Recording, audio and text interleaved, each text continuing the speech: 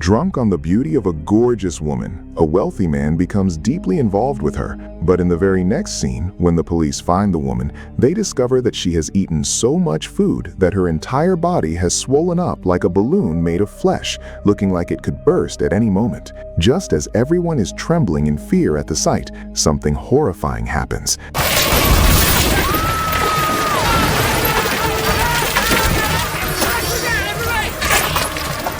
A meteor crashes down to Earth from outer space, and from inside the meteor emerges a terrifying parasite that enters a human body and consumes it from within. Cutting through the vastness of outer space, a mysterious meteor pierces through Earth's atmosphere and crashes straight into a forest. From the first camera angle, we can see something breaking out from inside the meteor, and that is where a massive disaster begins. The place where the meteor lands is a small American town called Wheelsey. The town is in the middle of its biggest celebration of the year, deer hunting season. People from all over town have gathered in the streets in groups, thinking of themselves as hunters, but they have no idea that the real hunter has come from the sky, and this time, humans will be the prey. Our beautiful and incredibly attractive heroine, Stella, works as a biology teacher and is one of the most beautiful women in town. Inside the classroom, the students are so distracted by her that they completely forget about the world around them, and none of them can focus on their studies. After class,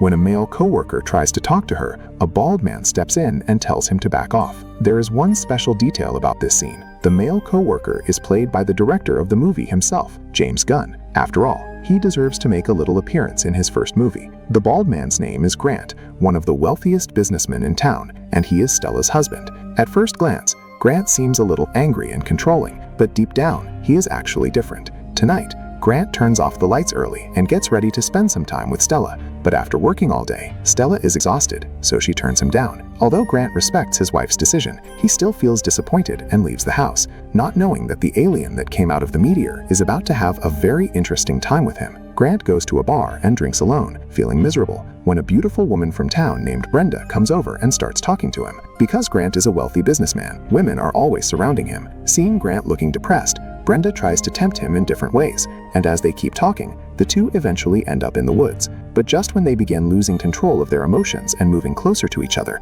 Grant suddenly stops. Grant loves his wife very much, so he decides to go home.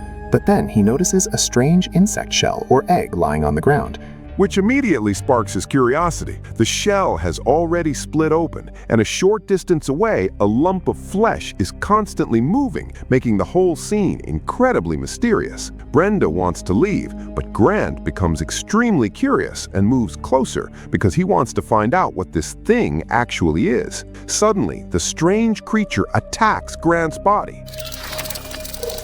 What the fuck? Grant screams in agony and collapses onto the ground, and the creature burrows directly into his brain. After the creature enters his brain, Grant becomes completely rigid and stands perfectly still like a statue. Then walks straight back home right in front of Brenda's stunned eyes. The next day, Grant, now infected by the parasite, starts gathering dry leaves in the basement, and it looks like he's building some kind of bird's nest down there. Suddenly, when music starts playing upstairs, Grant goes back up. He sees his wife Stella wearing a bathrobe and waiting for him in a very seductive way while playing their favorite song from their wedding. That morning, Stella had woken up and realized Grant was not beside her, so she understood that she had made a mistake, and now she wanted to surprise Grant and spend some time with him. Stella is very excited, but even after seeing Grant's strange behavior, she assumes it must be the effect of her own beauty. What she does not know is that the man getting intimate with her is no longer human. Stella tells her friend that Grant seemed different that morning, and he really had changed.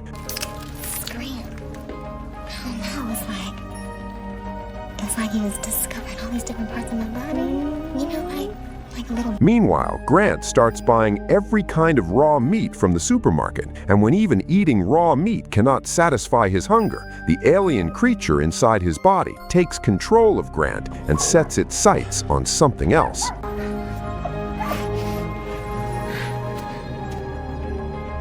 When Stella returns home, she sees that the basement door is locked. Grant lies and says he is preparing a birthday surprise for Stella, But this is not a surprise at all. It is a full-blown nightmare. Of course, that comes later in the story, but for now, let's get back to what is happening. Tonight, the town is holding the opening ceremony for the festival, where all the important people in town will be there. So Stella starts getting dressed, while outside, Grant's condition continues becoming more horrifying. The alien creature inside his head forces him to move toward his wife, and just when Grant, possessed by that demonic presence inside him, gets close to his wife, and two bizarre tentacles or spikes suddenly burst out from inside his body in front of Stella's chest. His love for his wife helps him make one final effort to protect her. Unable to do anything to his wife Stella, Grant decides he will find someone else. Grant goes straight to the home of Brenda, the woman from the bar whom he met that day. Brenda is inside the house with her child when Grant walks straight inside without thinking twice.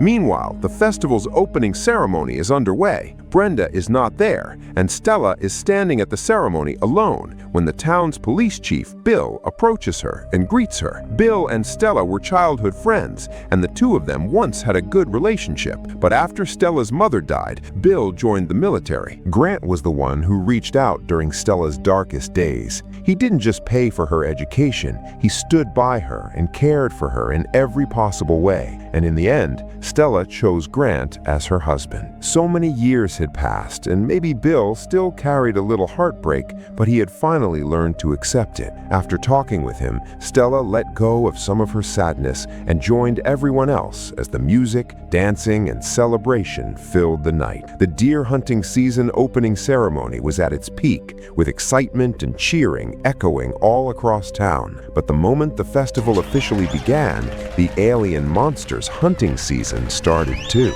Are you ready? Grant slams Brenda to the ground, and the bizarre organ bursting out of his chest plunged straight into her stomach. As Grant stares at Brenda, the alien monster begins planting countless eggs inside her body, ensuring the next generation of its species will survive. Late that night, Stella returns home, only for Grant to suddenly appear in front of her and scare her badly.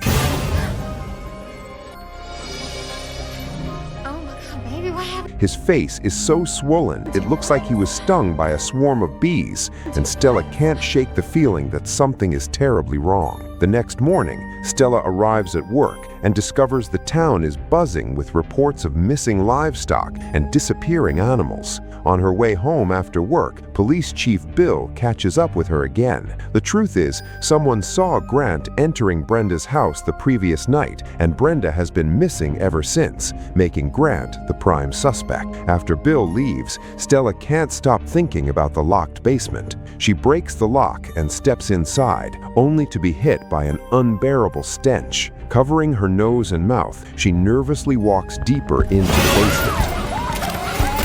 The entire room is filled with the carcasses of dead animals. Their bodies have been ripped open so completely that only the skin remains, while the floor is drenched in blood. Horrified by what she sees, Stella immediately calls Bill. But while she's still on the phone, Grant suddenly appears behind her in his monstrous form and pins her down. The tentacles writhing inside his chest keep twisting and moving as Stella desperately fights for her life, but every attempt to escape fails. Grant's arm transforms into one of those massive tentacles and wraps tightly around her body. Just as all hope seems lost, Bill arrives with his officers. Outnumbered, Grant retreats into the darkness, almost as if he's already planning something even worse. 3 days pass, and the disappearances of animals around town never stop. From cattle and goats on nearby farms to bears in the forest, nothing can escape the monster. While Bill struggles to contain the chaos,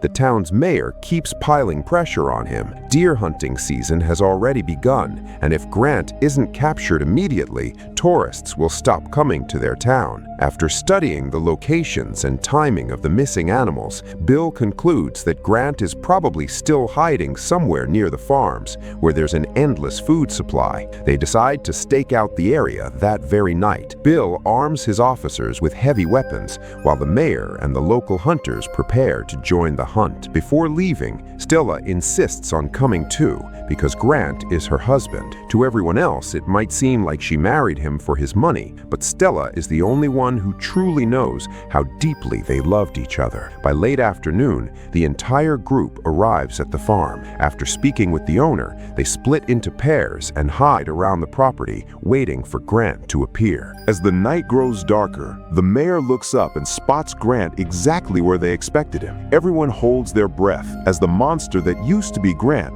walks up to a cow. He grabs the terrified animal and starts dragging it toward the woods, and Stella immediately runs after him, begging her husband to stop. Grant's appearance is now unimaginably grotesque. Half of his face is covered because what's underneath no longer looks human. The group surrounds him from every direction, convinced there's no escape this time. The hunter Avi is overflowing with confidence because in his mind, fear only exists when you don't have enough firepower. He yells, "With this many guns, what are you gonna do to us?" Grant instantly lashes out with one of his tentacles.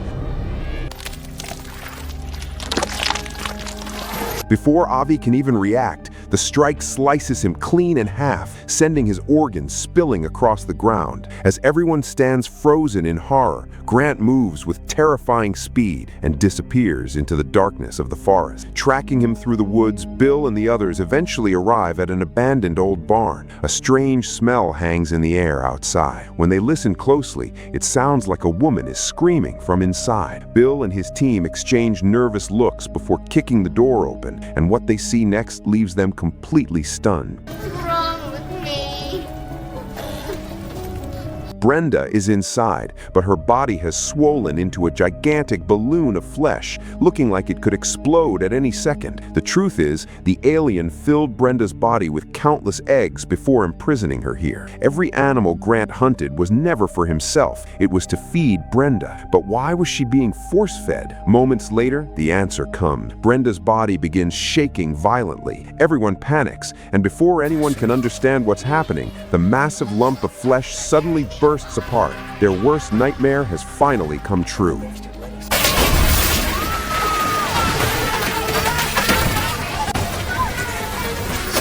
Thousands of tiny alien creatures explode out of her body and swarm everyone in the room within seconds. Several people fail to react in time and are immediately overwhelmed by the creatures. Bill screams for everyone to cover their noses and mouths. They manage to pull Stella to safety, but by then, it's already too late.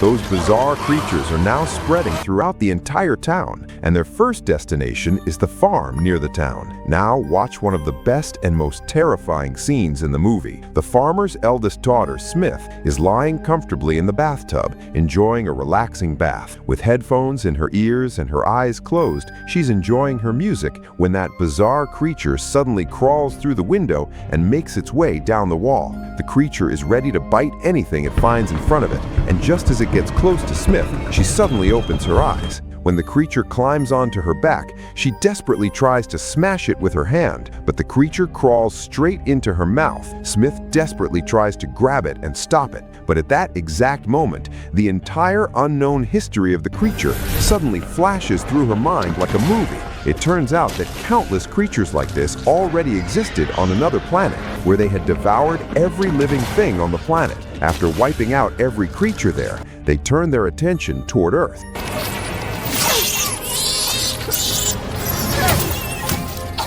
But the creature still isn't dead. Instead, it keeps moving closer. Smith grabs the nearby hair curling iron and starts an unbelievable fight with the creature using it. But by then, her mother has already been infected, and even her twin sister hasn't escaped the monster's reach. As the creatures begin rushing toward her from every direction, Smith climbs to a higher level. With nowhere left to run, she jumps down, only to discover her father lying on the ground below. Smith barely manages to get inside a car, but she has forgotten one important detail. She doesn't have the keys. By then, her infected family members have surrounded the front of the car, leaving her with absolutely nowhere to escape. Meanwhile, back where Bill and Stella are, the man who had a creature crawl into his mouth is now lying unconscious. There's no network signal in the woods. So for safety, Bill leaves Stella and the others behind to guard the unconscious man while he heads toward the farm to get help. But shortly after Bill leaves, something strange and terrifying happens. The old police officer is sitting completely still, staring straight ahead. But the way he speaks sounds exactly like Grant. Grant is controlling the police officer like a puppet.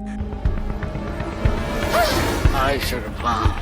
And the officer begins strangely apologizing to Stella and the other cop. Before they can understand what's happening, the unconscious man suddenly starts moving and gets back on his feet. Meanwhile, Grant's puppet grabs the female police officer. When Stella points her gun at it, the puppet suddenly speaks in Grant's voice. Then the female officer's body suddenly begins swelling up, and she dies. Stella immediately pulls the trigger and blows the puppet's head apart, causing the bizarre creature inside to crawl out.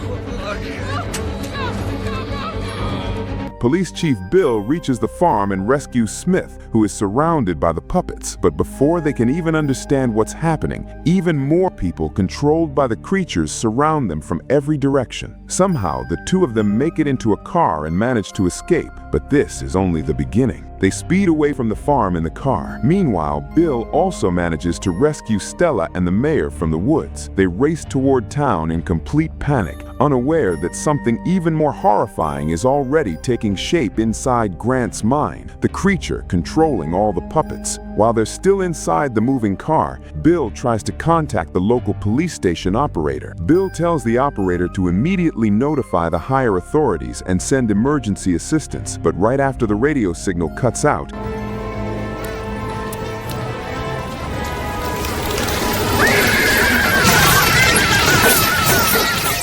Smith tells everyone that when the creature entered her mouth, she saw the history of where these monsters came from. These creatures came from another world, somewhere in outer space. They reproduce by creating tiny larvae or bugs that travel across different planets and worlds. First, they take control of a host's body. Then they slowly consume every living thing, and eventually they grow their own bodies larger until they transform into one massive creature. When the car reaches town, Bill tries calling the operator again, but by then, the operator has already fallen under the creature's control. Suddenly, another vehicle slams hard into their car.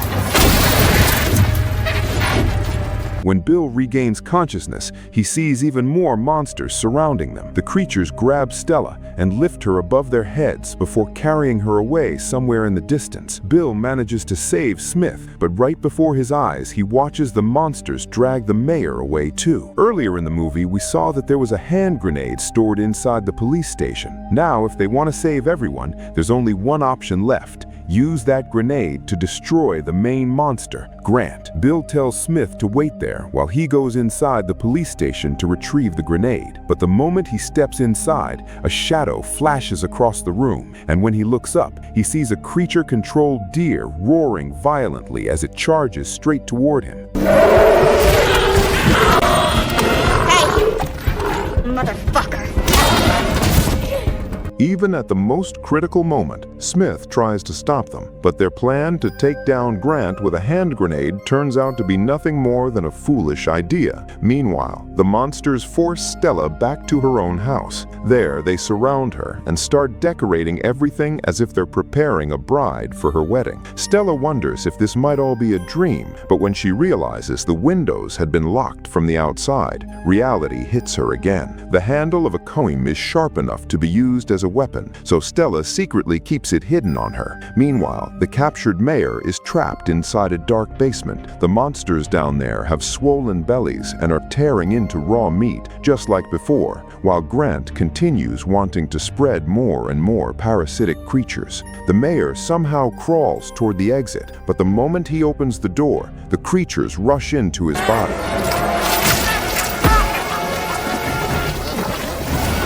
After his body begins shaking, he looks at the dead bodies lying in front of him and completely loses control, starting to eat the raw meat like an animal. Romantic music is playing in the room, the same music Stella used to play during the happy moments she once shared with Grant. Stella pushes open the door and steps outside, where pictures of all their beautiful memories are hanging across the walls. Even though the pictures are covered in blood, for one brief moment, Stella thinks maybe they can somehow return to the life they once had. But the very next moment, everything changes.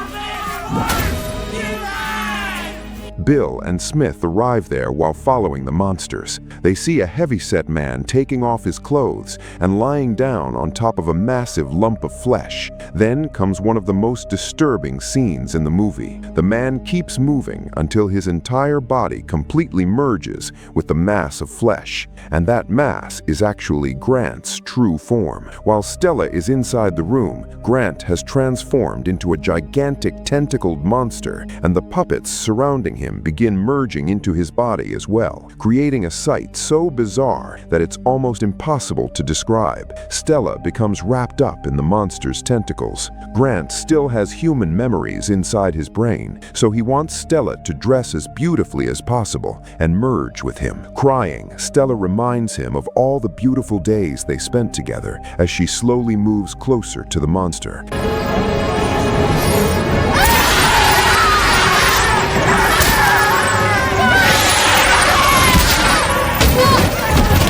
Just then, Bill and Smith smash their way into the room. Seeing what Grant has become, they look at him with pity and pray that he can finally be set free. Standing in front of the monster, Bill prepares to throw the hand grenade he's carrying, but his first attempt fails. Bill desperately searches around, and when he finally finds the grenade, it slips from his hand and falls into the swimming pool. The moment there's a muffled sound from inside the pool, Bill looks up and sees even more monsters charging toward them. Smith has been knocked to the ground. Just as Bill has no idea what to do, two of the monster's tentacles attack him. One tentacle pushes into his stomach while he desperately holds on to the other. The monster is trying to inject more eggs into his body, but at that exact moment, the gas cylinder beside Bill begins hissing loudly, leaking gas, and that gives Bill one final chance. A burst of flames rushes onto Grant's body.